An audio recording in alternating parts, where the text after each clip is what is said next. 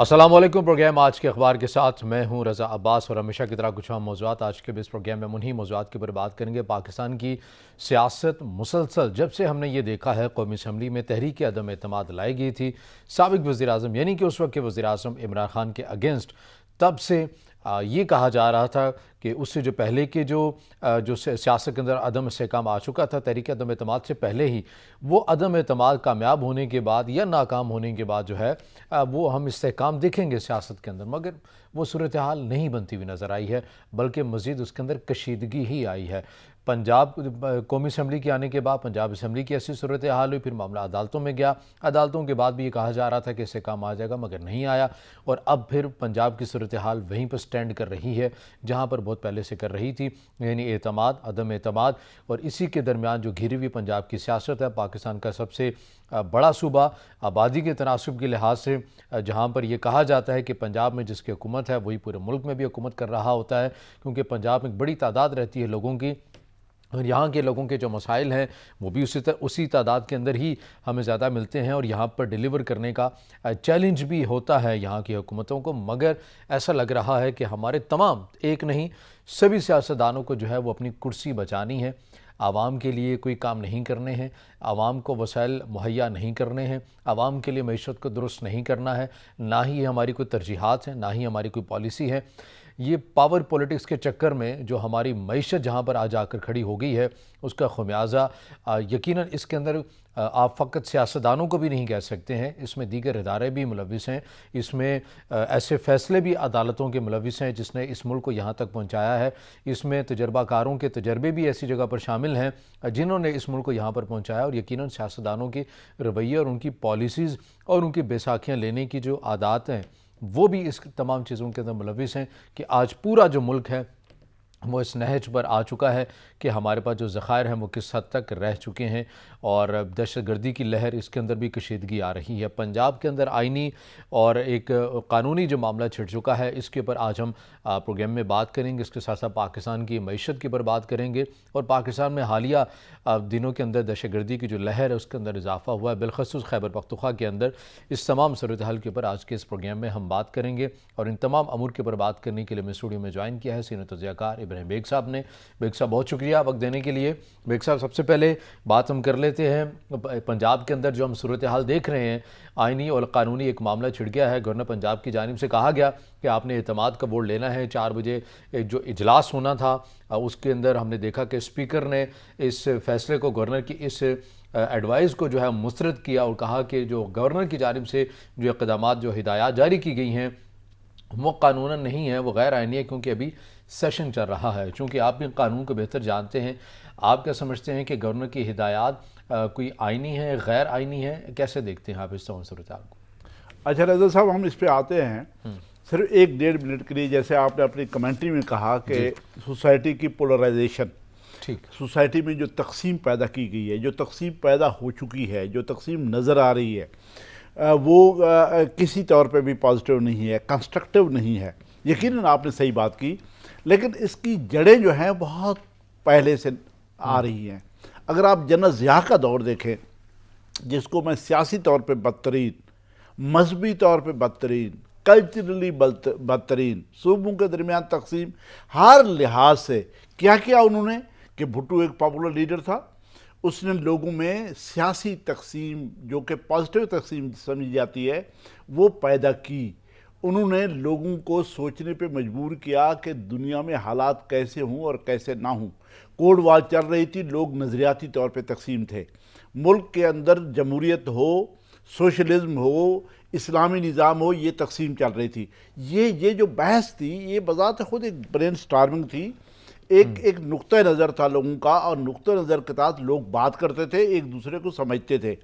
ज़िया ने क्या किया, उसके पास कोई और हरबा नहीं था, उसने नफ़रत की बुनियाद पे पीपल्स पार्टी की इस तकसीम को ख़त्म करने के लिए उसने कई किस्म की तकसीमें क्रिएट कर दी।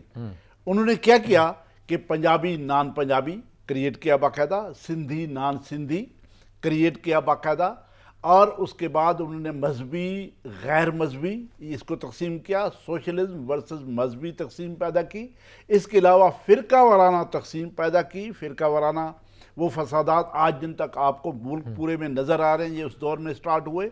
پنجابی نان پنجابی کو شروع کیا جو اب تک نظر آ رہا ہے آپ کو، ہر جگہ پہ آپ دیکھ رہے ہیں، وہ سٹارٹ انہوں نے کیا۔ پھر ایک اور چیز انہوں نے کی، ایک اور تقسیم انہوں نے کی، وہ بزنس، اس سے پہلے بزنس جو تھا، بزنس مین وہ پولیٹکس میں نہیں تھا، وہ بزنس مین کو پولیٹکس میں لے کر آئے تاکہ جو آلریڈی ذمہ دارہ پولیٹکس ہے، جو دیہاتی پولیٹکس ہے، اس میں بھی ایک تقسیم لائی جائے۔ اس کے بعد پیسے کی ایک ریل پیل شروع ہو گئی، پیسہ لگنا شروع ہو گیا۔ ظاہر بزنس مین کے پاس پیسہ تھا، فیوڈل کے پاس پیسہ نہیں تھا۔ فیوڈل کو دو چیزوں میں سے ایک کرنا پڑی، یا تو اس کو بزنس مین بننا پڑا جو کہ ٹیکس چوری میں ہمیشہ سے بزنس مین انوالو تھا، یا پھر اس کو کرپشن کرنی پڑی۔ یہ گندی جتنی پولیٹکس آپ کو نظر آ رہی ہے، یہ ضیاء دور سے سٹارٹ ہوئی۔ آج ایک دفعہ پھر اسی پولرائزیشن کو عمران خان صاحب نے یقیناً اس کو پش دی، تقسیم موجود تھی، اس کو دوبارہ دھکا دیا گیا، اس کو ہائی لائٹ کیا گیا، اس کو ایلیویٹ کیا گیا، اس کو اٹھایا گیا۔ آج آپ دیکھیں لوگ یہ سمجھنے کے لیے تیار نہیں ہیں۔ ممکن ہے عمران خان صاحب میں بے پناہ خوبیاں ہوں گی، جو ان کے مخالفین ہیں ان کو ماننے کے لیے تیار نہیں ہیں۔ جو عمران خان صاحب کے مخالفین ہیں جو باتیں کر رہے ہیں، ان میں بہت ساری خوبیاں ہوں گی، بہت ساری اچھی باتیں ہوں گی، لیکن عمران خان صاحب کے جو لوگ ہیں ان کو ماننے کے لیے تیار نہیں ہیں۔ یعنی جب تک آپ اچھے کو اچھا، برے کو برا سمجھنے کی صلاحیت نہیں رکھتے، اس کو سوچنے کی صلاحیت نہیں رکھتے، اپنے آپ کو جب تک ٹائم نہیں دیتے کہ آپ اچھے برے کی تقسیم کر سکیں، تو سوسائٹی میں کوئی پازیٹیو چینج نہیں آ سکتی۔ ایک بات ٹھیک ہے۔ دوسرا، آپ نے پنجاب کی بات کی۔ پنجاب کی بات اگر ہم ایک بریک کے بعد کر رہے ہیں ناظرین، بریک کے بعد واپس آتے تو یہیں سے گفتگو کا آغاز کریں گے ہمارے ساتھ سے۔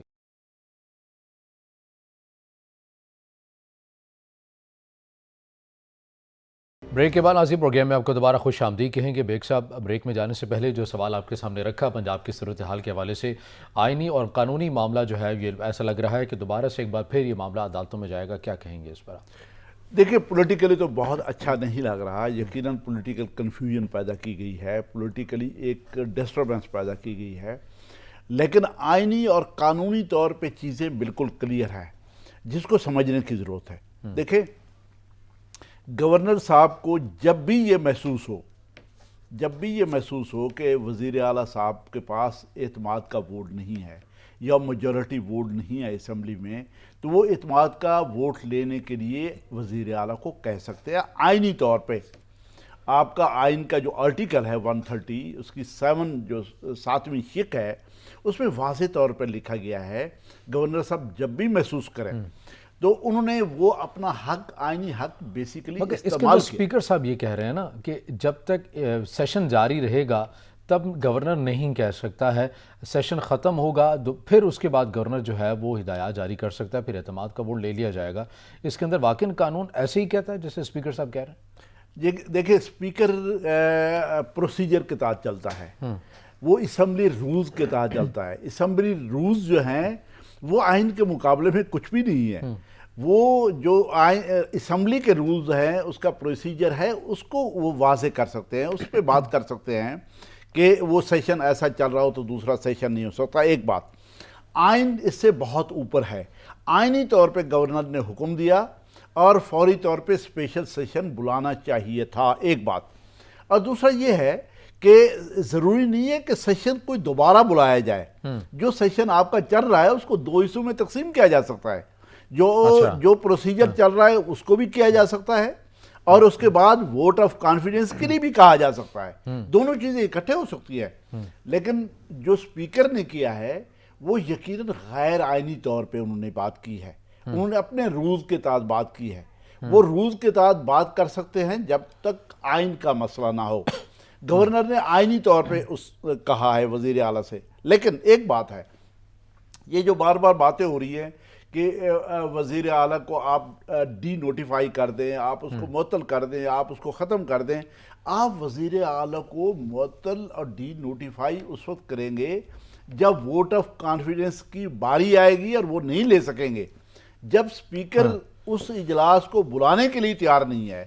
جو اسپیشل سیشن گورنر صاحب نے کہا ہے تو سپیکر نے کہا کہ وہ میں نہیں بلاؤں گا اور ووٹ آف نو کانفیڈنس اور نو کانفیڈنس دونوں چیزیں ابھی نہیں ہوں گی، تو وزیر اعلیٰ کا اس میں کوئی قصور نہیں ہے کسی بھی طور پہ، آئینی طور پہ، قانونی طور پہ وہ بری الذمہ ہے، اور یہ سپیکر کی ڈیوٹی بنتی ہے۔ قانون کی روح سے آئین کے مطابق جو ہے اگر اعتماد کا ووٹ نہیں لیا جاتا گورنر کے کہنے کے اوپر، تو آپ یہ کہہ رہے ہیں کہ گورنر جو ہے وہ ڈی نوٹیفائی نہیں کر سکتے پھر بھی وزیر اعلیٰ کو، کیونکہ وزیر اعلیٰ کا کردار نہیں ہے، کیونکہ سپیکر نے معاملہ رکوایا ہے۔ یقیناً دیکھیں ووٹ آف کانفیڈنس کی باری رضا صاحب کب آئے گی؟ جب سپیکر اجلاس بلائیں گے۔ جو حکم دیا گیا ہے گورنر صاحب کی طرف سے 137 کے تحت، وہ سپیکر کو حکم دیا گیا ہے بیسیکلی۔ وزیر اعلیٰ کو جو بار بار اخباروں میں چھاپ رہا ہے، وزیر اعلیٰ کو حکم نہیں ملا، سپیکر کو یہ کہا گیا ہے کہ وزیر اعلیٰ نے ووٹ آف کانفیڈنس لوز کر دیا ہے، اس لیے ووٹ آف کانفیڈنس کرایا جائے۔ اب اس سیشن کو بلانا، ووٹ آف کانفیڈنس کے لیے کہنا، اور وزیر اعلیٰ کو یہ اس میں جو دیگر جو ماہر قانون ہے، اگر ہم بات کریں جیسے ریٹائر شائق عثمانی صاحب کی، ان کو بھی میں سن رہا تھا، وہ یہ کہہ رہے تھے کہ ان سے جب یہ سوال کیا گیا کہ اگر گورنر کے کہنے پر ایڈوائز جاری کرنے کے اوپر نہیں لیا جاتا ووٹ جو ہے اعتماد، تو پھر وزیر اعلیٰ پنجاب پرویز الہی صاحب نہیں رہیں گے۔ یہ قانون اور اس کی شک کے اندر بالکل واضح طور پر لکھا ہے کہ گورنر کے کہنے کے اوپر نہیں ووٹ لیا جاتا تو نہیں رہیں گے وزیر اعلیٰ پنجاب پرویز الہی صاحب۔ نہیں، دیکھیں آئین یہ کہتا ہے، آئین یہ سمجھتا ہے کہ ووٹ آف کانفیڈنس لینا چاہیے۔ اب اگر وزیر اعلیٰ کی ووٹ آف کانفیڈنس لینے کی باری نہیں آتی اور سیشن اجلاس بلایا ہی نہیں جاتا وہ جس کے لیے ووٹ آف کانفیڈنس کا کہا جائے، تو اس میں وزیر اعلیٰ کا قصور نہیں ہوگا۔ اس کو سمجھنے کی ضرورت ہے۔ دیکھیں اگر سیشن وزیر اعلیٰ نے تو نہیں بلانا، وہ تو سپیکر نے بلانا ہے، اور سپیکر نے کہنا ہے کہ گورنر صاحب کا حکم ہے آپ ووٹ آف کانفیڈنس لیں، یہ سپیکر نے رولنگ دینی ہے۔ گورنر کوئی قانونی طور پر اور آئینی طور کے اوپر کوئی کارروائی کر سکتا ہے سپیکر کے اگینسٹ، جیسے یہاں پر وزیر اعلیٰ پنجاب کے حوالے سے کہا جا رہا ہے کہ ڈی نوٹیفائی کرنے کا اختیار گورنر کو حاصل ہے، ایسے کوئی اختیار سپیکر کے حوالے سے بھی ہے یا پھر یہاں پر ڈومین نہیں بنتی ہے گورنر کی؟ نہیں، ڈومین تو یقیناً بنتی ہے، وہ تو ایمرجنسی لگا سکتے ہیں، سپیکر کو معطل کر سکتے ہیں، سپیکر کے خلاف حکم دے سکتے ہیں، لیکن وزیر اعلیٰ کو ڈائریکٹلی ڈی نوٹیفائی کرنا میرے نزدیک غیر آئینی، غیر قانونی اس لیے ہوگا۔ ہاں، سپیکر سیشن بلا لے اور وزیر اعلیٰ صاحب سے کہے کہ آپ ووٹ آف کانفیڈنس لیں، وہ ووٹ آف کانفیڈنس لینے میں ناکام رہیں یا حصہ نہ لیں، اس کے بعد وزیر اعلیٰ کے خلاف ایکشن ہوگا۔ اس سے پہلے تو ساری کارروائی سپیکر کی ہے، جو ابھی وہاں پنجاب میں ہو رہا ہے وہ سپیکر ہی غیر آئینی کام کر رہا ہے۔ تو وجہ آپ کو کیا لگتی ہے؟ کیونکہ اگر ہم تھوڑا بہت آئینی اور قانونی معاملے سے نکل کے سیاسی نوعیت کے اوپر ہم بات کر لیں، فواد چودھری صاحب تو یہ کہتے ہیں نا کہ ہمیں تو کوئی مسئلہ ہے نہیں ہے، ہمارے پاس تو اعتماد کے ووٹ کے لیے بھی اراکین اور ایم پی ایس کی تعداد پوری ہے، عدم اعتماد کی تحریک آ جاتی ہے، اس کو بھی ہم ویلکم کریں گے اور ہم عدم اعتماد جو ہے وہ کروائیں گے سیشن اور ہو جائے گا۔ لیکن یہ تو معاملہ سپیکر اور گورنر کے مابین پھنس چکا ہے، ہم اس کے اندر کچھ نہیں کہہ سکتے۔ لیکن آپ بھی جانتے ہیں کہ سپیکر پاکستان تحریک انصاف کا ہے، قیادت سے مشاورت کے بغیر ایسا کوئی فیصلہ جو ہے وہ ہو نہیں سکتا کہ ان سے مشورہ نہ کیا گیا ہو۔ تو پھر وجہ کیا ہے؟ اگر اتنا ہی کانفیڈنس ہے تو کہہ دینا چاہیے تھا قیادت کو، اسپیکر کو، کہ آپ جو ہیں وہ ٹھیک ہے بلا لیں اجلاس اور اعتماد کا ووٹ لے لیا جاتا ہے۔ آپ کو اس کے پیچھے کیا حکمت عملی نظر آتی ہے؟ دیکھیں اس میں دو چیزیں ہیں سیاسی طور پہ جو نظر آ رہی ہیں۔ ایک تو یہ ہے کہ ووٹ آف کانفیڈنس کے لیے ابھی ووٹ پورے نہیں ہیں پی ٹی آئی اور کاف کے پاس۔ اچھا، ووٹ پورے نہیں ہیں؟ بظاہر یہ لگتا ہے کچھ ممبرز ان کے باہر ہیں، کچھ ممبرز وہ ہیں جو پرویز الہی فواد چودھری صاحب نے کہا ہے کہ آگے ہیں واپس، صرف ایک ہی ہیں، وہ کسی محترمہ کی بات کرتے، وہ بھی ان کے بیٹے کا علاج چل رہا ہے، اس حوالے سے وہ ہیں، وہ بھی آ جائیں گی تو ہم کر لیں گے، ہمیں کوئی مسئلہ نہیں۔ میرے خیال میں 3-4 لوگ جیسے وہ بتا رہے ہیں، 3-4 لوگ ان کے باہر ہیں، ایک بات۔ سیکنڈ یہ ہے کہ کچھ لوگ پرویز الہی صاحب سے ناراض ہیں۔ پرویز الہی صاحب سے جو لوگ پی ٹی آئی کے ناراض ہیں وہ ووٹ ڈالنے کے لیے نہیں آئیں گے۔ ووٹ آف کانفیڈنس کے لیے آپ کو 186 ووٹ لینا ضروری ہے۔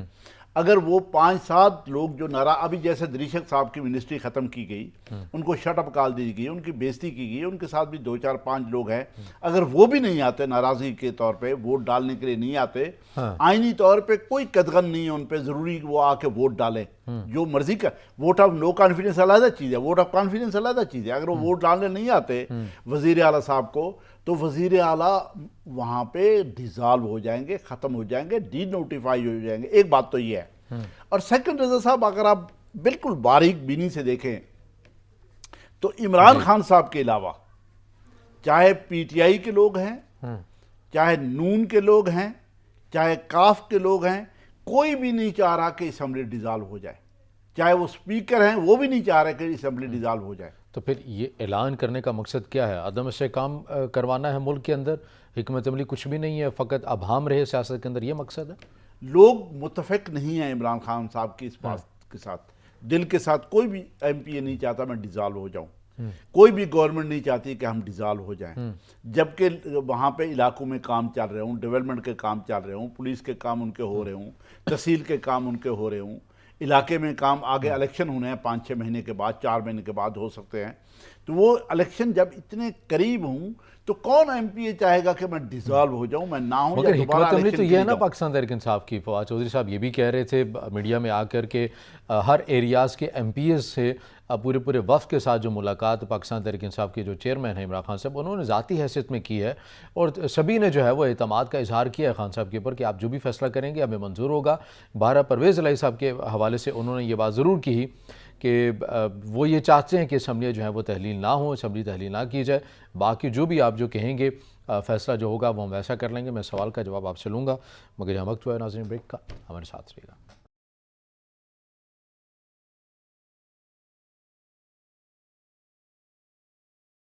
بریک کے بعد ناظرین پروگرام میں آپ کو دوبارہ خوش آمدید کہیں گے. پنجاب کی سیاست کے حوالے سے ہم بات کر رہے ہیں. جو آئینی اور قانونی جو جنگ چھڑ چکی ہے پنجاب کے اندر، ہر کسی کو کرسی چاہیے. جو پی ڈی ایم ہے وہ بڑی کانفیڈنس میں نظر آتی ہے. بیگ صاحب، بریک میں جانے سے پہلے بھی جو سوال آپ کے سامنے رکھا کہ پاکستان تحریک انصاف تو یہ کہتی ہے کہ عمران خان صاحب نے جو ہے وہ ذاتی حیثیت میں ایم پی اے سے ملاقات کی ہے، اعتماد کا اظہار بھی انہوں نے کیا ہے. یہ تو ہوگی پاکستان تحریک انصاف کی حکمت عملی کے اوپر، ہم اس کے اوپر بھی بات کر رہے ہیں. مگر دوسری سائڈ کے اوپر آپ کو حکمت عملی کیا نظر آتی ہے؟ گورنر کی جانب سے اعتماد کے ووٹ لینے کے لیے کیا یہ ایک نفسیاتی اور ایک اعصابی جنگ کے لیے تھا، یا باقی پی ڈی ایم کے پاس یا نون لیگ کے پاس وہ یہ سمجھتی ہے کہ نہیں ہے نمبرز پرویز الہی صاحب کے پاس، اس لیے اعتماد کا کہا گیا اور ساتھ ہی جو ہے وہ عدم اعتماد کی بھی بات کہی گئی؟ تو کوئی تیاری کر لی ہوئی ہے، ہوم ورک کر لیا ہوا ہے پی ڈی ایم نے؟ دیکھیں، پی ڈی ایم کے پاس کئی آپشنز ہیں. پہلے نمبر پہ تو یہ ہے کہ فوری طور پہ اسمبلی ڈیزالو نہ ہوں، یہ اسمبلیز چلیں اور جب جنرل الیکشن ہوں اس وقت جا کے اسمبلیز ڈیزالو ہوں اکٹھے اور جنرل الیکشن ہوں. ایک بات پہلا مقصد یہ ہو سکتا ہے. اور دوسرا مقصد یہ ہو سکتا ہے کہ ایمرجنسی لگ جائے اور گورنر راج وہاں پہ لگا دیا جائے، ہماری حکومت آ جائے. تیسری حکمت عملی یہ ہو سکتی ہے رضا صاحب کہ ووٹ آف کانفیڈنس شاید وزیر اعلیٰ صاحب نہ لے سکیں، ووٹ آف کانفیڈنس کی 186 ووٹ نہ لے سکیں. اگر وہ نہ لے سکیں تو وزیر اعلیٰ ڈی نوٹیفائی ہوتے ہیں. اگر وہ ڈی نوٹیفائی ہوتے ہیں تو اس کے بعد دوبارہ وزارت اعلیٰ کا الیکشن ہوگا اسمبلی کے اندر. جب دوبارہ الیکشن ہوگا تو اس دوران ممکن ہے جو ریویو کے لیے ایک پیٹیشن پڑی ہوئی ہے، جو فیصلہ آیا تھا میرے نزدیک، میں اس کو غیر آئینی غیر قانونی فیصلہ سمجھتا ہوں. جب کسی ممبر کا ووٹ دیتے ہوئے ان کا ووٹ نہ گنا جانا تو ان کے ذہن میں یہ ہے کہ یہ دوبارہ فیصلہ جو پارٹی قیادت سے اختلاف کر لیں، یعنی کہ جو منحرف اراکین ہیں اگر وہ ووٹ کاسٹ کریں گے اور ان جو فیصلہ آیا کہ ان کا ووٹ کاؤنٹ نہیں ہوگا، آپ سمجھتے ہیں کہ یہ جو فیصلہ تھا یہ غیر آئینی تھا؟ یہ آئین میں اس کی کہیں گنجائش، جس کو دیکھیں وہاں پہ ججز نے لکھا ہے کہ یہ تو آپ آئین کو دوبارہ لکھ رہے ہیں، یعنی آئین کو دوبارہ ری رائٹ کر رہے ہیں. آئین کی منشا نہیں ہے، آئین میں کوئی ایسی بات نہیں ہے. دیکھیں، جب میں ووٹ، آئین میں تو ایک ہی چیز ہے، میں ووٹ دوں گا اپنی پارٹی کی ول کے اگینسٹ، تو میں اس سیشن کے لیے جس کے لیے میں الیکٹ ہوا تھا اس کے لیے میں ڈسکوالیفائی ہو جاؤں گا. واضح طور پہ لکھا ہوا ہے. ووٹ کاؤنٹ نہ کرنے کا کیا مطلب ہے؟ یعنی ایک ممبر کو آپ 200، اگر آئین یہ چاہے کہ اس کا ووٹ ہی کاؤنٹ نہیں ہوگا تو اس کے بعد آپ مجھے یہ بتائیں کہ ووٹ آف نو کانفیڈنس ہوگا کیسے؟ ووٹ آف نو کانفیڈنس کی جو شک ہے آئین میں وہ تو معطل ہو کے رہ جائے گی. ابھی بھی ان کے فیصلے سے وہ معطل ہو کر رہے گی. اگر اپنے ناظرین کے سمجھنے کے لیے یہ اگر بات کی جائے، اگزامپل اگر آپ سمجھتے ہیں کہ درست ہے تو مجھے تصحیح بھی کیجیے گا اور تائید بھی کیجیے گا، وہ یہ کہ اگر کوئی شخص کسی جرم کا ارتکاب کرنے کا ارادہ رکھتا ہے، جب تک اس نے وہ کیا نہیں ہے جرم، اس کو سزا نہیں ملے گی۔ اگر وہ فقط ارادہ ہی رکھتا ہے، اپنے تک رکھتا ہے، تو پھر تو اس کی تو کوئی سزا ہے نہیں ہے، یا پھر ارادہ رکھنے کی بنیاد کے اوپر بھی جیلیں ہو جاتی ہیں۔ آپ سمجھتے ہیں کہ یہ ایسا ہی معاملہ ہے کہ اگر انہوں نے پارٹی پالیسی کے اگینسٹ جا کر جو ہے وہ ووٹ دیا ہے، اور جو رولز ہیں پارٹی پالیسی کے وہ سمجھتے ہیں کہ غلط کیا ہے، ان کو سزا ہونی چاہیے، چونکہ اب اس نے ووٹ دے دیا ہے، وہ کاؤنٹ بھی ہوا ہے، اب اس کو ڈی سیٹ کر دیا جائے گا۔ ایسا نہیں ہوگا کہ اس نے ووٹ بھی دیا اور وہ اس کو کاؤنٹ بھی نہیں کیا گیا اور اس کو سزا بھی مل گئی۔ یہ معاملہ ایسا ہی ہے۔ دیکھیں آپ دو باتیں کر رہے ہیں، اخلاقی طور پہ بالکل 100% بات یہ ہے کہ میں آپ کی نیت پہ کیسے فیصلہ دے سکتا ہوں، ہاں، یہ میں کیسے یہ ڈیسائیڈ کر لوں، یہ رب کی ذات کے علاوہ کون جانتا ہے آپ کے اندر کیا ہے، کس کا کیا ارادہ ہے، آپ کا ارادہ کیا ہے، آپ کس کو ووٹ دیں گے، کس کو نہیں دیں گے۔ پہلی بات تو یہ ہو گئی کہ آپ کی نیت پہ آپ کو سزا نہیں دی جا سکتی، ون۔ سیکنڈ یہ ہے، اگر ہم نے کسی ممبر کا ووٹ کاؤنٹ ہی نہیں کرنا کبھی ووٹ آف نو کانفیڈنس میں، تو آپ مجھے بتائیں ووٹ آف نو کانفیڈنس ہوگا کیسے؟ اگر ووٹ آف نو کانفیڈنس پھر کبھی بھی نہیں ہوگا تو ووٹ آف نو کانفیڈنس والی جو آئینی شک ہے اس کا کیا بنے گا؟ وہ بھی ختم ہو گئی۔ آپ نے آئین کی ایک شک کو معطل کیا، آپ نے آئین کی ایک شک کو ری رائٹ کیا آئین کے طور پہ، تو اس کا مطلب یہ ہوا کہ آپ نے جو فیصلہ دیا ہے وہ بالکل غیر آئینی ہے۔ آئین یہ چاہتا ہے کہ اگر آپ اپنی مرضی کے مطابق اور پارٹی کی مرضی کے اگینسٹ ووٹ ڈالیں گے تو آپ کے لیے سزا یہ ہے، جس اسمبلی میں جس سیشن کے لیے آپ الیکٹ ہوئے تھے، صوبائی اسمبلی، قومی اسمبلی کے لیے، وہاں سے آپ ڈسکوالیفائی ہو جائیں گے، آپ کی ممبرشپ مزید نہیں رہے گی، اس کے علاوہ کوئی سزا نہیں ہے۔ اس موضوع کو یہاں پر اختتام یہ کرتے ہیں اس بات کے اوپر کہ جو ہم نے دیکھا کہ کافلی کا معاملہ ہوا، کافلی کے جو 10 ووٹ دیے گئے اس کو جو اس وقت کے ڈپٹی اسپیکر تھے دوست مزاری، انہوں نے ریجیکٹ کر دیا، اور ایگزامپل اور انہوں نے یہ دلیل یہ بنایا کہ چونکہ سپریم کورٹ کا یہ فیصلہ ہے کہ جب پارٹی قائد جو ہے، یعنی کہ جو پریزیڈنٹ ہے پارٹی کا سربراہ ہے، جب وہ کہہ دے گا تو اراکین کو اسی کی پالیسی کا پابند ہونا پڑے گا، لیکن جب یہی معاملہ عدالت میں جاتا ہے تو عدالت کہتے ہیں کہ یہ تو جمہوری رویہ نہیں ہے، پارلیمانی کمیٹی یہ فیصلہ کرے گی، تو اسی صورت میں تمام اراکین اس کی ہدایات کے پر عمل کریں گے۔ یعنی یہاں پر پارٹی قائد کو سائڈ پہ کر دیا گیا، اور جو اس صورتحال کے اوپر ہے، یعنی کہ جو یہ فیصلہ کہا گیا کہ کاؤنٹ ہی نہیں ہو سکتے منحرف اراکین کے، وہاں پر یہ کہا گیا چونکہ پارٹی ہیڈ نے یہ کہا ہے تو اس لیے جو ہے ان کے ووٹ کاؤنٹ نہیں ہوگے، انہیں اپنی پارٹی قائد کے ساتھ اسٹینڈ کرنا ہوگا۔ یہ عجیب ایک ابہام ہے اس تمام صورتحال کے اوپر۔ ناظرین اب وقت جو ہے بریک کا، بریک کے بعد جب واپس آئیں گے تو دیگر بھی موضوعات کے اوپر بات کریں گے، ہمارے ساتھ رہیے گا۔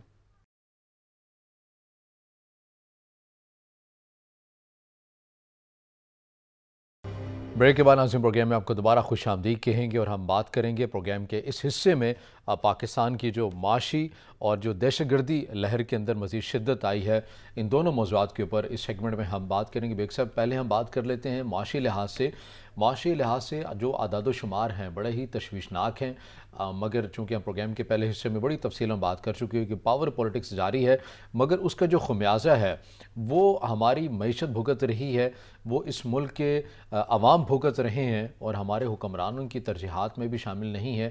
آج جتنے ہمارے پاس ریزرو رہ چکے ہیں، بڑی بڑی صنعتیں ہماری جو ہیں وہ بند ہو رہی ہیں، ان توانائی کے سیکٹر میں جس حد تک بحران ہے، ہماری کوئی پالیسی نظر نہیں آ رہی ہے۔ ہمارے عوام کئی مصیبتوں سے گزر رہے ہیں، بدقسمتی سے۔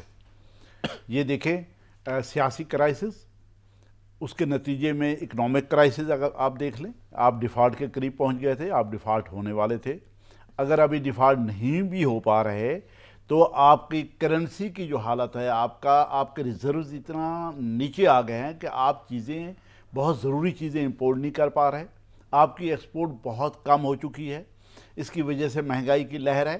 اس کے علاوہ یہ ہے کہ سیلاب آیا ہے، 3 صوبے ڈوبے ہیں، چوتھا صوبہ بھی آپ پنجاب کا اگر سرائکی علاقہ دیکھیں، کافی سیلاب نے ان کو متاثر کیا ہے، ڈی جی خان، راجن پور، لیا، مظفر گڑھ، رحیم یار خان کو اگر آپ دیکھیں، بہاولپور کا آپ دیکھیں، وہ علاقے بھی سیلاب سے متاثر ہوئے ہیں۔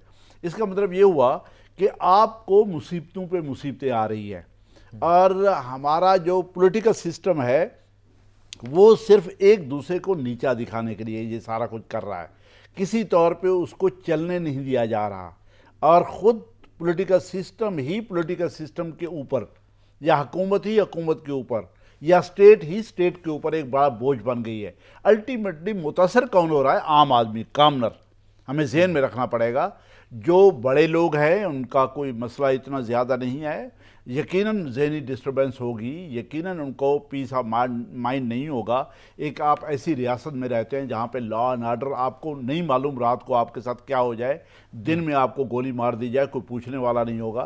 तो लॉ एंड आर्डर जब बहुत बुरा हो, जब आपको लाइफ और उसकी सिक्योरिटी ना हो, उसके बाद ज़ाहिर है आप सुकून से, लेकिन आम आदमी तो सर्वाइवल में से गुजर रहा है। उसको 2 वक्त की रोटी के लाले पड़े हुए हैं, उसको तो कोई चाय पीने के पैसे नहीं है उसके पास, बच्चा पढ़ाने के लिए पैसे नहीं है, मजदूरी नहीं है मुल्क के अंदर, कोई चीज़ है नहीं मुल्क में, कोई सिस्टम चल ही नहीं रहा, कोई सर्कुलेशन, मनी सर्कुलेशन जिसको कहते हैं, बिजनेस सर्कुलेशन जिसको कहते हैं, वो हो नहीं रही। तो इसलिए महंगाई बहुत ज़्यादा। इसका हल देखें, इस सिस्टम को निकालना पड़ेगा। अगर ये सिस्टम नहीं निकालेगा तो आप क्राइसिस, मनी क्राइसिस तो है ही, डॉलर क्राइसिस तो है ही, आपको डिफॉल्ट से भी कोई नहीं बचा सकेगा। फिर उसके बाद आपका ये पूरा का पूरा सिस्टम जो आपने बनाया हुआ है लूटने का, लूट मार का, आपने जो एक्सप्लॉयटेशन का सिस्टम बनाया हुआ है, सारे का सारा धड़ाम से गिरने वाला है। अगर आपने मजीद लोगों को लूटना ही है, एक्सप्लॉयट ही करना है, उनका खून पीना है, तो उनको किसी तौर पे अपने पाँव पे खड़ा करेंगे, तब उसका ब्लड सक करेंगे, वरना कैसे आप करेंगे मुझे बताएं।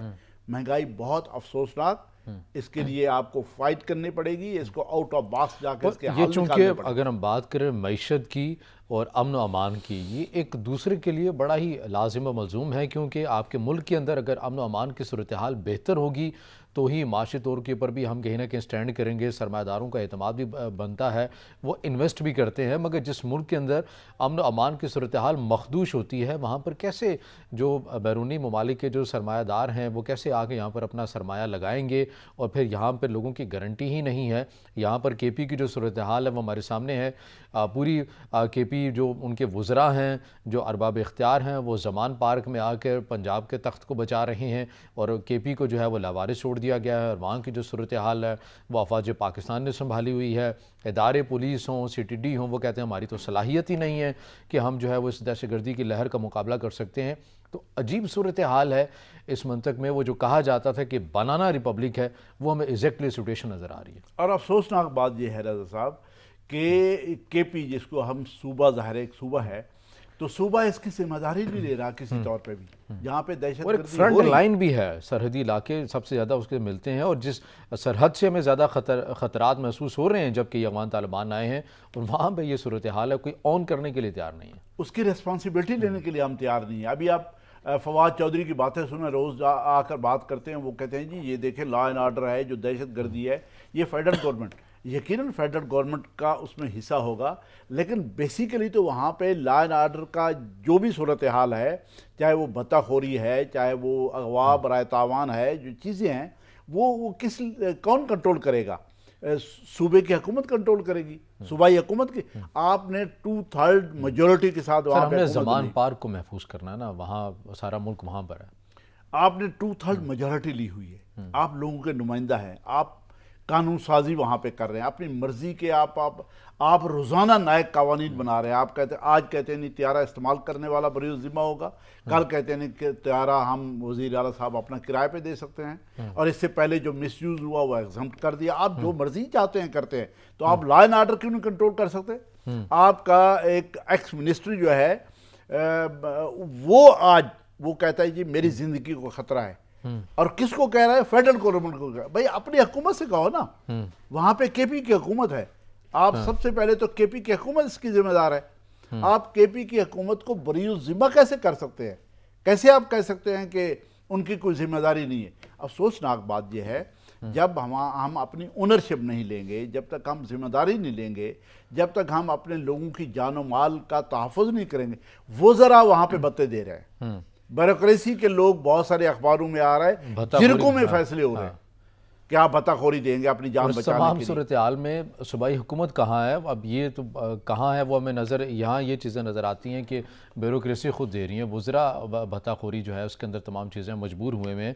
इसके ऊपर मज़ीद भी बात करेंगे, अपनी खारजा पॉलिसी के वाले से बात करेंगे, हमारे साथ रहिए ब्रेक के बाद।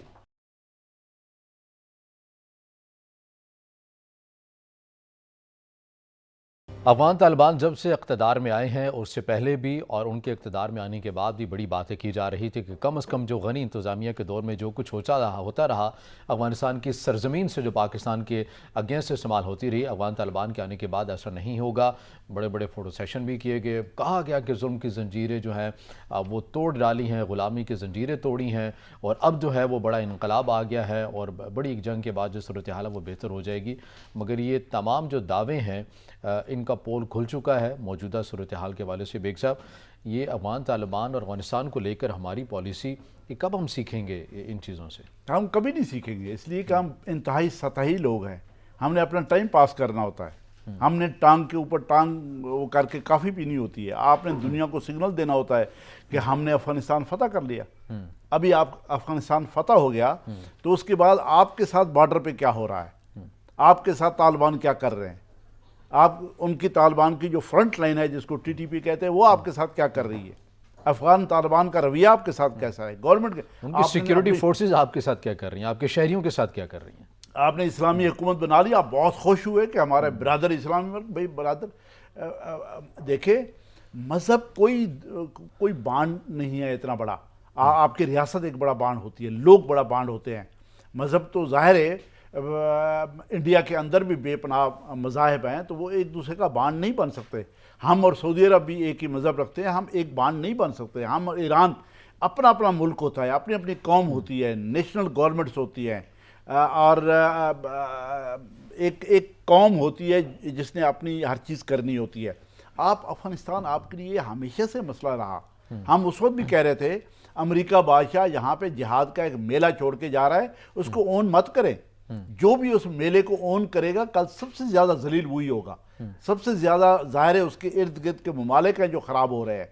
پاکستان ہو رہا ہے، ایران اسے تنگ ہے، سینٹرل ایشین ریاستیں تنگ ہیں، چین تنگ ہے، ساری ظاہر ہے اس لیے یہ میلہ چھوڑا ان گیا خطے جہاد کے ان ممالک نے کم از کم پالیسی تشکیل دی ہوئی ہے۔ اگر ہم بات کریں جو افغانستان میں بڑی تعداد میں مہاجرین آئے، ایران کی اگر پالیسی کی بات کریں تو انہوں نے بالکل ان کو سرحدی علاقوں تک محدود رکھا، وہیں پر سبھی چیزیں بنائیں، ہاسپٹلز بنائے، سکولز بنائے، لیکن ہم وہ واحد ملک ہیں جنہوں نے ان کو مرکز تک آنے کی اجازت دی، اور یہاں پر افغانستان کے سرمایہ کار بھی آئے اور بغیر کسی پالیسی کے کھلے عام وہ کام بھی کر رہے ہیں۔ ہماری یعنی کوئی پالیسی ہے ہی نہیں ہے اس حوالے سے۔